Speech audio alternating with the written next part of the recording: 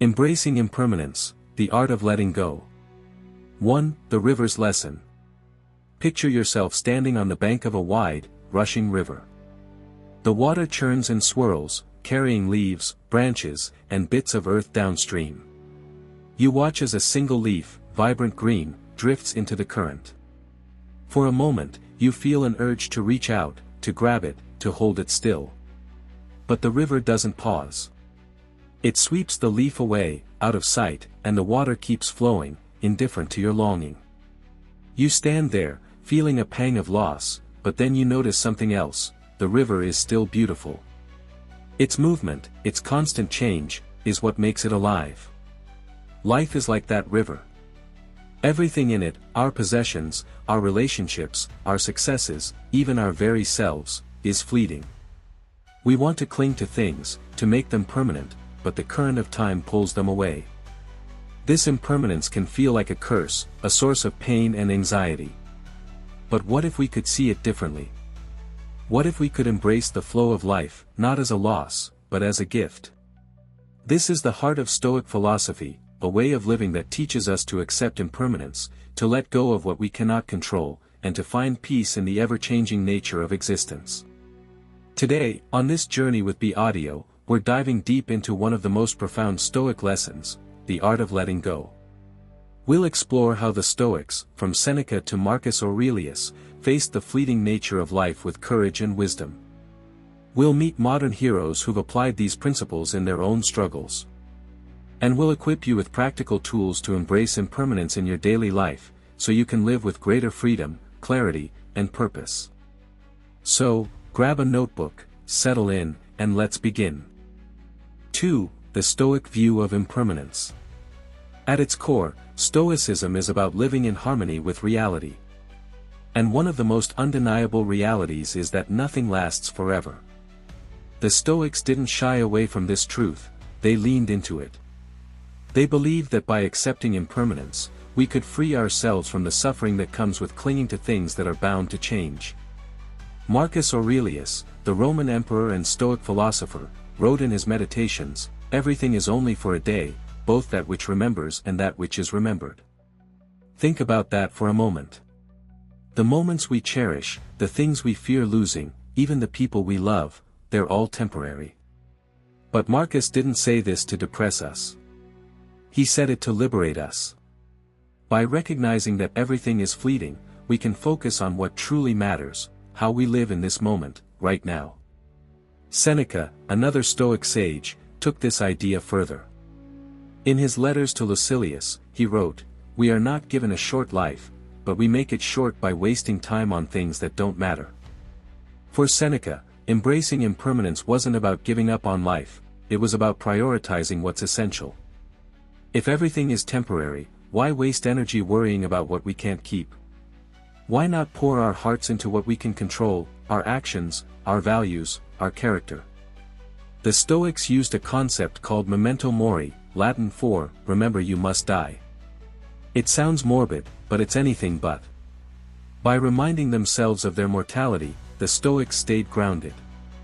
They didn't take life for granted.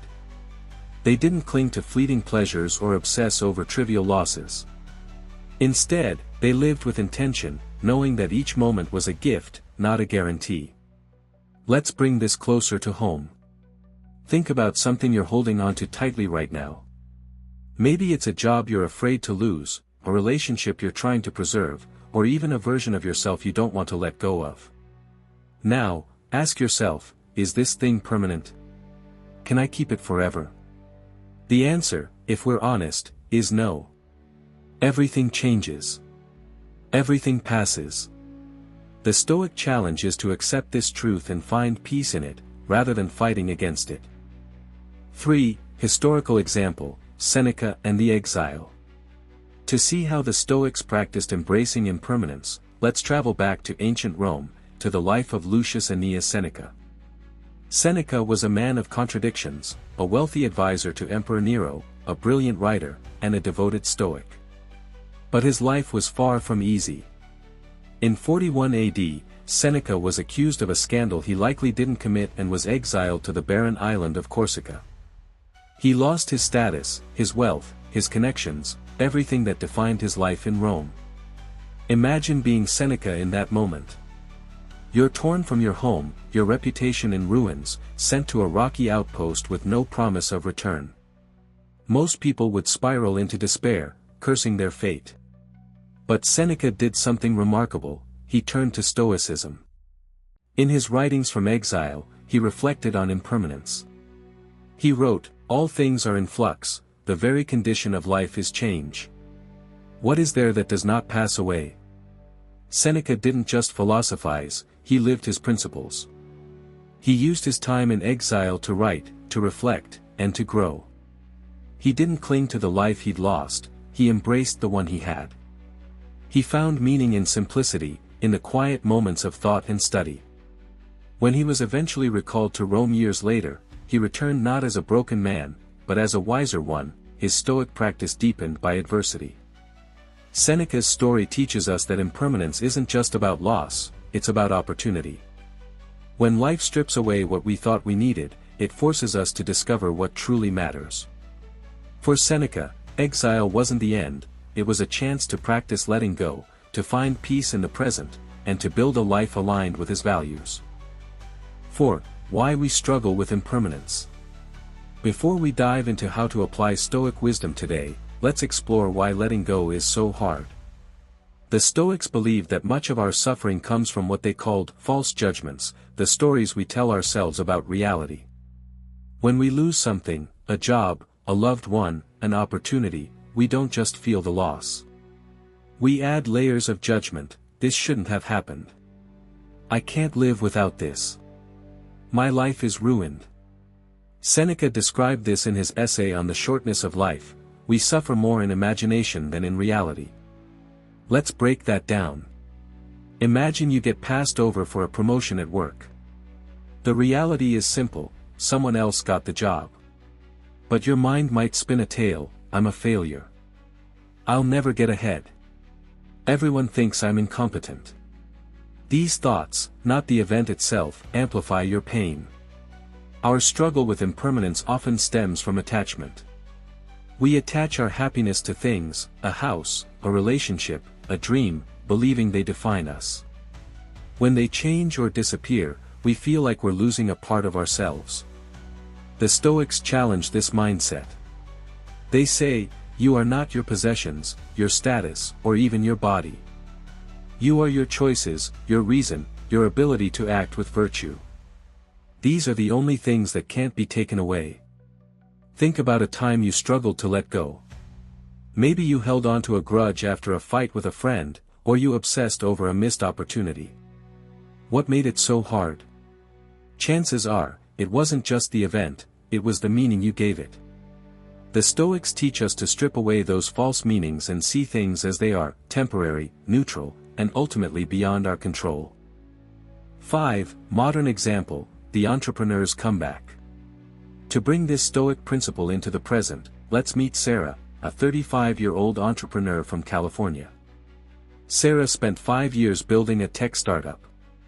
She poured her heart into it, late nights, endless pitches, personal savings drained. By 2023, her company was thriving, with a growing team and big investors on board. She felt on top of the world. But then, the market crashed. Her investors pulled out, her team shrank, and within months, her company folded.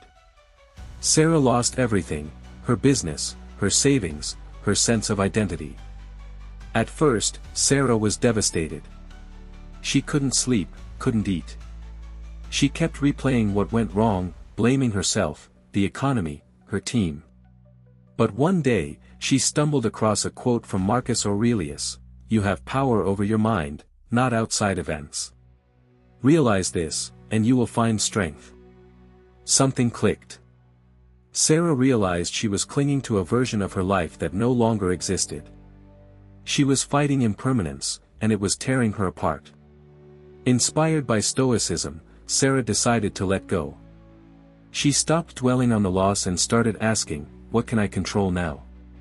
She began journaling every morning, reflecting on what she could learn from the failure. She reached out to her network, not to rebuild the same company, but to explore new opportunities. She took a part-time teaching job at a local college, sharing her experiences with students.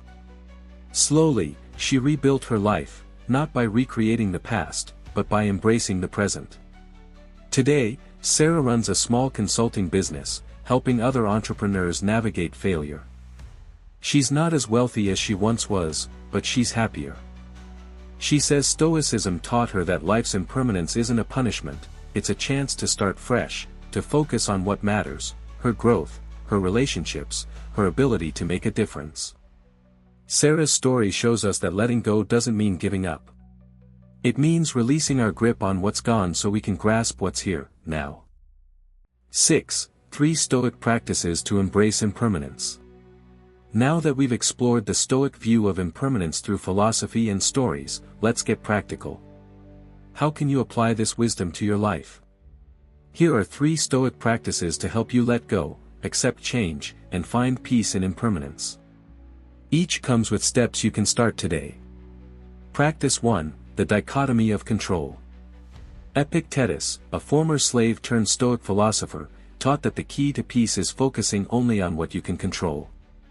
His famous enchiridion begins, "Some things are up to us, and some are not. Up to us are our opinions, our choices, our desires, and our actions. Not up to us are our bodies, our possessions, our reputations, and external events." When you cling to something, a job, a relationship, an outcome, you're often trying to control what's not up to you. The Stoic solution is to redirect your energy. Let go of what's outside your control and focus on your response. How to practice. Step 1. The next time you feel stressed or upset, pause and ask, "Is this in my control?" Be specific. For example, you can't control whether your boss gives you a raise, but you can control how well you prepare for the conversation. Step 2. Write down 2 lists. On 1, list things you can't control, e.g., the weather, other people's opinions. On the other, list things you can, e.g., your effort, your attitude. Commit to letting go of the first list and acting on the second. Step 3. Practice daily. Each morning, spend 2 minutes reflecting on one thing you're tempted to cling to. Remind yourself, "This is not up to me. My peace comes from how I respond." Practice 2. Negative visualization. The Stoics used a technique called premeditatio malorum, or premeditation of evils. It's not about being pessimistic, it's about preparing your mind for change. By imagining losses or setbacks in advance, you reduce their power to shock you and learn to appreciate what you have now. How to practice. Step 1. Set aside 5 minutes each day, preferably in the morning. Find a quiet space and close your eyes. Step 2. Imagine a scenario where something changes or is lost. It could be small, your phone breaks, or big, you lose a job. Picture it vividly, but stay calm. Step 3. Reflect, "This could happen, and if it does, I'll be okay. I'll focus on what I can control." Then, shift to gratitude for what you have now. For example, if you imagined losing your job, appreciate the work you're doing today. Step 4. Repeat daily for a week. Notice how your fear of loss diminishes and your appreciation for the present grows. Practice 3. Memento mori meditation. The Stoics reminded themselves daily of their mortality with memento mori. This practice helps you let go of trivial worries and focus on living meaningfully. As Seneca wrote, "Let us prepare our minds as if we'd come to the very end of life. Let us postpone nothing." How to practice.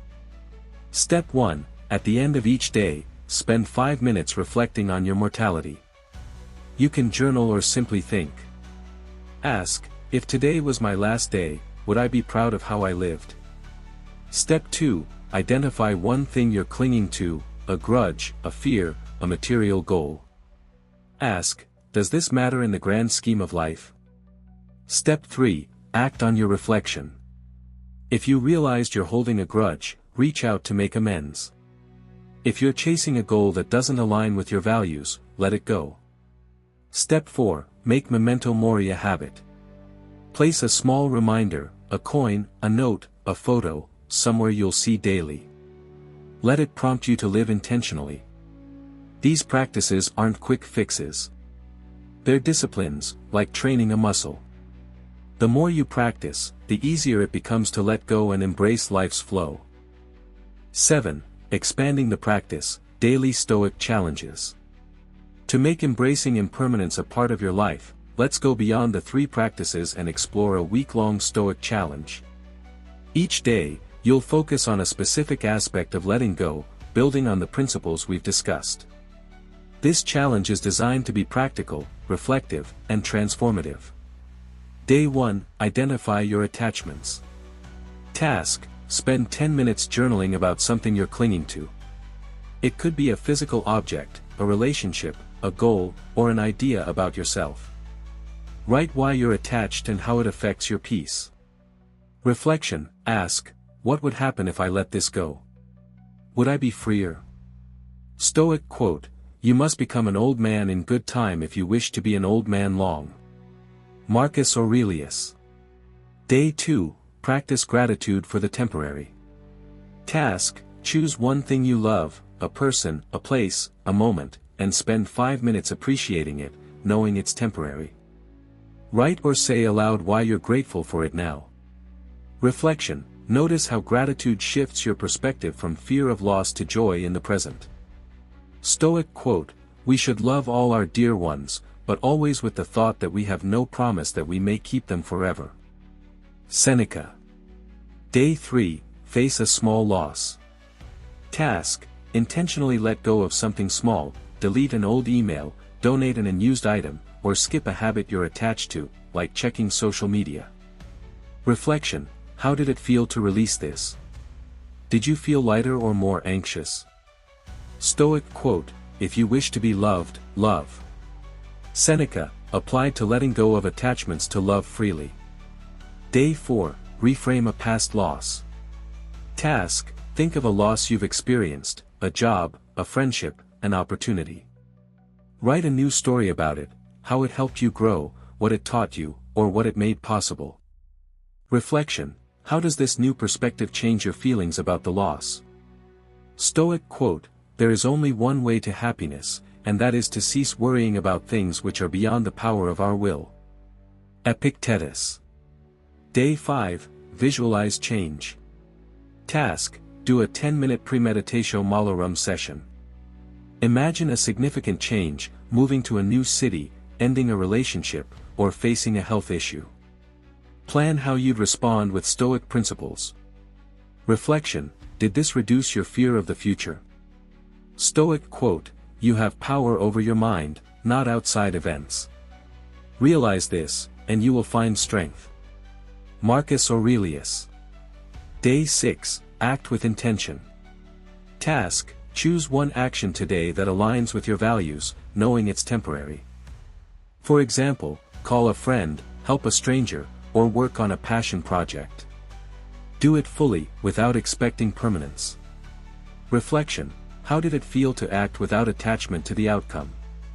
Stoic quote, do every act of your life as if it were your last. Marcus Aurelius. Day 7, reflect on mortality. Task, spend 15 minutes on a memento mori meditation. Write a letter to yourself, imagining it's your last day.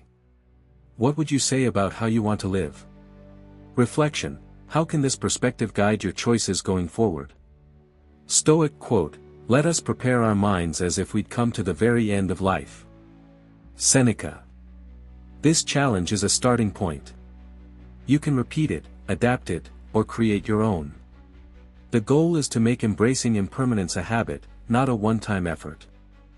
8. Overcoming common obstacles. As you begin practicing Stoic principles, you'll likely face challenges. Let's address 3 common obstacles and how to overcome them, drawing on Stoic wisdom. Obstacle 1, fear of loss.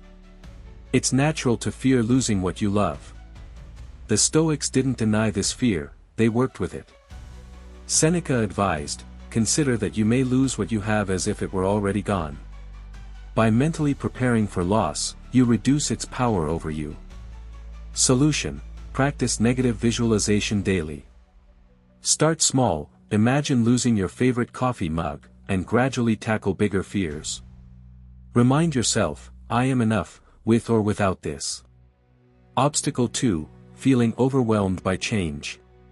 When life changes rapidly, a move, a breakup, a career shift, it's easy to feel unmoored. Epictetus taught, it's not what happens to you, but how you react to it that matters. Solution: break change into manageable parts. Use the dichotomy of control to focus on one actionable step. For example, if you're moving, focus on packing one box today, not the entire move. Obstacle 3, guilt over letting go.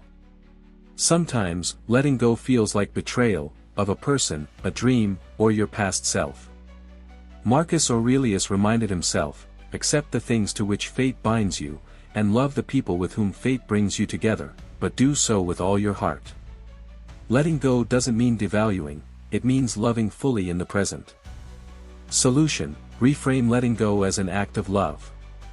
If you're holding on to a past relationship, write a letter, you don't have to send it, thanking the person for what they brought to your life, then release them with gratitude. These solutions aren't instant, but they're powerful. With practice, you'll find that impermanence becomes less a threat and more a teacher. 9. Closing, your journey forward. We began with the image of a river, carrying everything in its current. Now, as we close, I invite you to return to that river in your mind. See yourself standing on its bank, watching the water flow. You're not fighting the current anymore. You're not reaching for the leaves as they drift by. You're simply present, alive, and at peace with the movement of life. Stoicism doesn't promise a life without loss or change. It promises something better, the strength to face impermanence with grace, to let go with courage, and to live each moment with purpose. As Marcus Aurelius wrote, if it is not right, do not do it. If it is not true, do not say it. Let your actions be guided by reason and virtue. Today, I challenge you to take one step toward embracing impermanence. It could be as simple as practicing the dichotomy of control when you're stressed, or as profound as reflecting on your mortality tonight. Whatever you choose, do it with intention. Do it as a Stoic. Thank you for joining me on this journey with BAudio. If this video resonated with you, please give it a thumbs up, share it with someone who might need it, and leave a comment below. Tell us, what are you ready to let go of? How has impermanence shaped your life? Your stories inspire us all. Don't forget to hit that subscribe button and ring the bell so you never miss our next dive into Stoic wisdom. Together, we'll keep exploring how to live with courage, clarity, and purpose in an ever-changing world. Until next time, stay stoic and keep flowing with the river of life.